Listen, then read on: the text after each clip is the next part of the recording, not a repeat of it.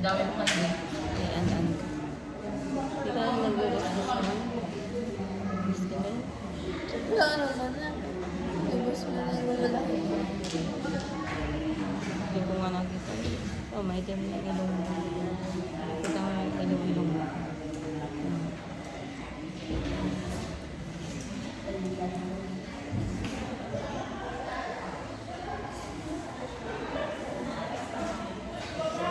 And guys, ngayon po ay nasa Medicare po si Dagay. Balik lang po ako dito sa bahay at ano, mapabasa ko din po yung x-ray po ni Dagay. Kunin ko po yung sa x-ray para maipabasa din. Ayan, nagpapachika po si Dagay sa center. At ano, kung ano pong nangyayari kay Dagay. Nag-agap nga po kami kanina. Ngayon, panghuli po si Dagay. Nagpila pa po. Hindi pa naman po natatawag. Kaya kukunin ko muna po ito na x-ray po ni Dagay para mabasa. Ayan guys, tapos na po magpa-check up si Dagay. Bumibili po kami ng gamot niya na nireseta po ng doktor. Ha?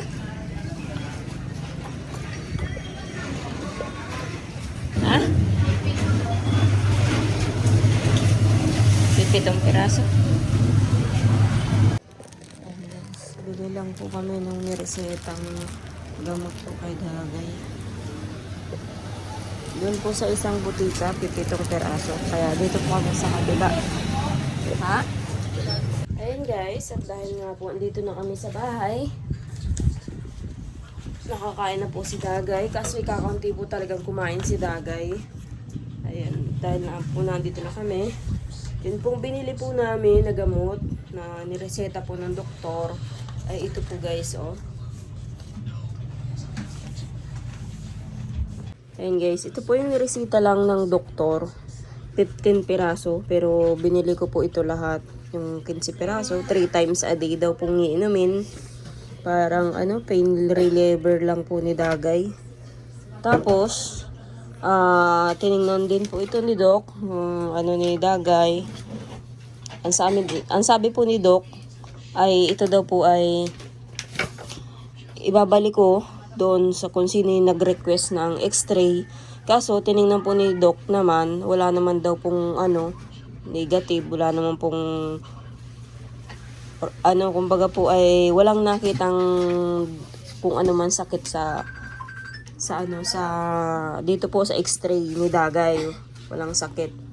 Kaya sabi po ni Doc, pag binalik po itong ano kay Doktora Esquadra, kung sino po yung nag-request nitong x-ray, wala rin pong ano, kasi wala pong makikita sa x-ray kung hindi negative naman po. At saka yun, sinabi ko po kay Doc na baka po mababa ang potassium ni Dagay. Ano na lang po siya ng request. Sa private daw po kami itong kasi ang gusto ko pong mangyari, sinabi ko po doon kay Doc na para malaman kung may arthritis ba si Dagay o mababa ang potassium, yung mga iba-ibang sakit po na ano. Wala daw po silang ganyan dito. Kaya kailangan po ay sa diet daw po magpa-check up sa private para malaman kung ano po talaga yung sakit. Kasi dito po sa amin, itong pina-check upan kong ito, wala po. Talagang bibigay po lang sa amin. Pangalawang beses na po itong pa-check up ni Dagay na pain reliever lang po yung binibigay nila. Talagang wala, kahit na magpa-check ng dugo uli, wala pa rin resulta.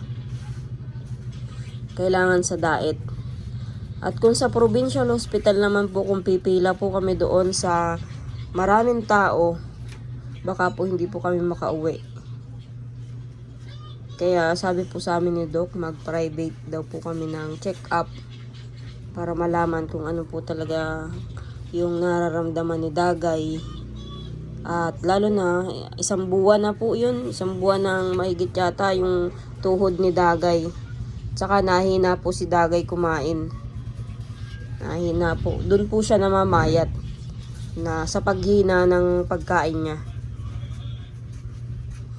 Kaya yan, kakakain lang nga po namin pero sobrang unti po ng kinain ni Dagay. Dagay, nag-inom ka na ba ng gamot mo nito, yung binili natin? Ayan.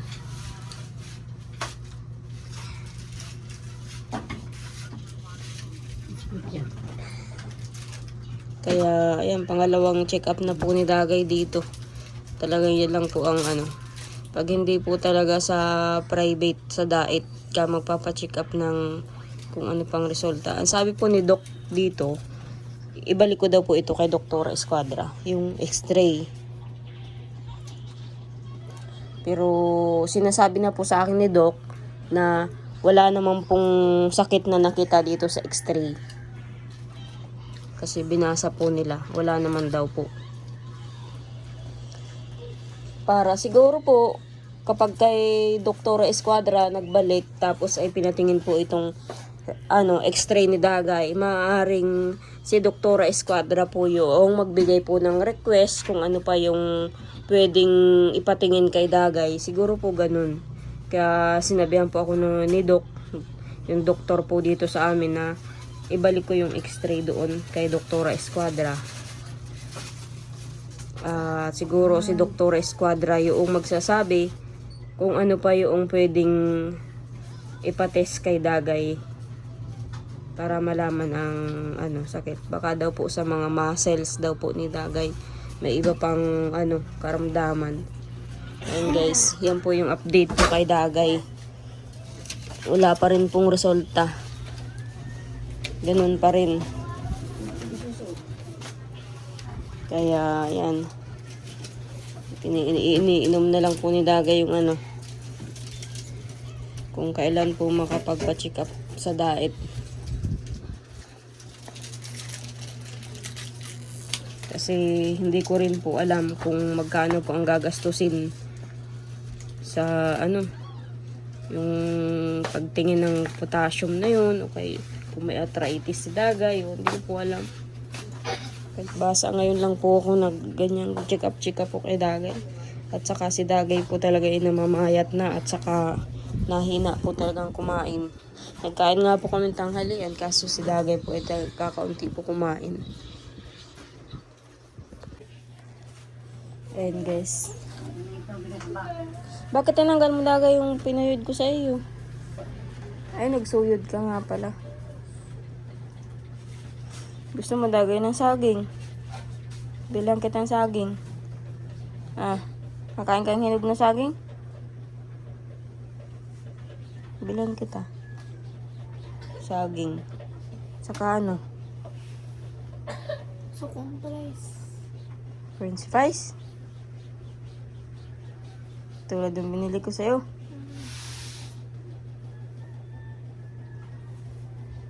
Sige, mabili ako.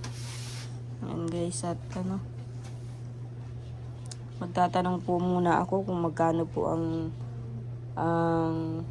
pagpapacheck up po tungkol po sa ganun. Yung halimbawa po, titingnan si Dagay sa potassium or iba pang sakit. Kung magkano yung ganun magpatingin, di ko po kasi alam kasi sa DAIT na po kami tinataboy ng doktor na magpa-check up. Layo pa naman po ng DAIT. Pag lang yung budget mo. Kaya kailangan alam ko po kung magkano yung gagastusin. Magtatanong-tanong muna po ako tungkol po sa ganyan. Sa check-up na mga ganyang sakit. Hindi pa nga malaman kung anong sakit.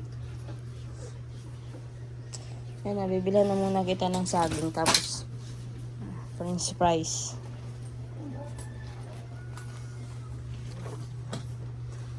Ano ito Dagay? Ang price mo. Ay, yung saging pa lang andito sa labas.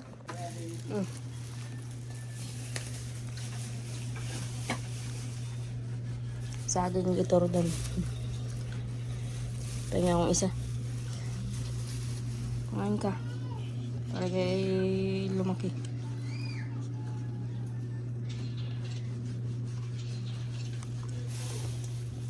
Ayan guys, ako po ay nagda-dryer ng pamunas.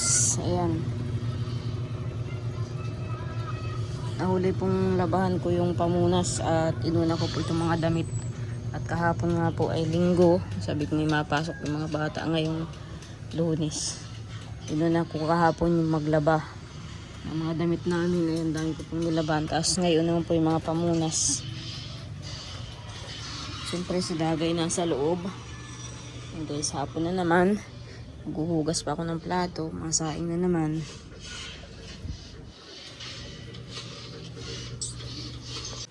Ayan si Dagay. Ano? Naantok ka?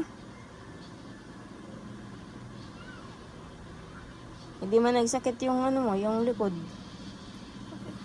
Nasakit pa rin. At nag-inom po siya nung gamot kaninang tanghali ay yung pong nireseta. Papakiramdaman po namin kung medyo matanggal-tanggal dun sa niresetang gamot. 3 times a day po ang nakalagay dun. Kaya mamaya ang gabi inom ka uli nun. 3 times a day yung nakalagay dun. Ano lang naman po, 15 piraso yung nakalagay sa reseta.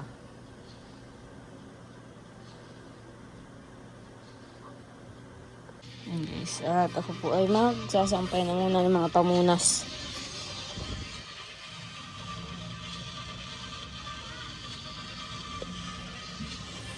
Hindi pa tapos, bibilang pa. Ayan guys, at hapon na naman, gabi na naman po. Ayan, nagsaing na naman po ako ng hapunanan po namin. At syempre si Rona, pinagupitan ko po, pinaiksian ng buhok. At kinukuto. Tsaka nahihirapan din po siyang suklayin. Kaya pinaiksian ko yung buhok niya. Yan. Pag maiksi, madaling suklayin. Magpuyod ka. Pwede man puyuran yan. No? Kung gusto mong magpuyod. Ang lagay, gusto mong ulam. Mayroong sabayan, mayroong gulay na sinantol. Hindi naman kaya mampuyod dyan. Hindi kayang puyurin? Sige daw. Sige daw. Mga pura, maiksi naman ay. Ayun sa'yo, Dagay. Puyura mo. Mga baba. Kaya nga. Nagkukulo na yung aking herbal na papainom ko po kay Dagay. Bihira nga po siya makainom ng ayan, herbal. Painumin ko po. Kahit papaano ay makatulong-tulong din sa kanya. O Dagay, inumin mo to. Mainit pa. Parang kape lang yan, Dagay. Kape-kapihin mo. Dito na sa labas na tayo yung aso. Ano si Tutoy? Naan pala ka. Ayan guys, gabi na naman. Ayan. Dapat naman bumili ka ng ng kaso.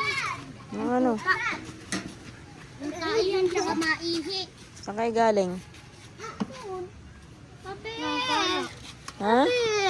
Mabili na ano yan? Nasa umo. Papi yung mama. Ha?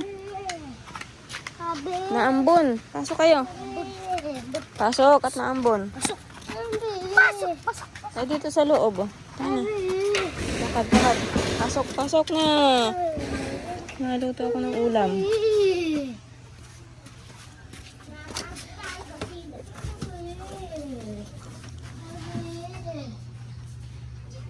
Kakain pa lang, bilis na naman.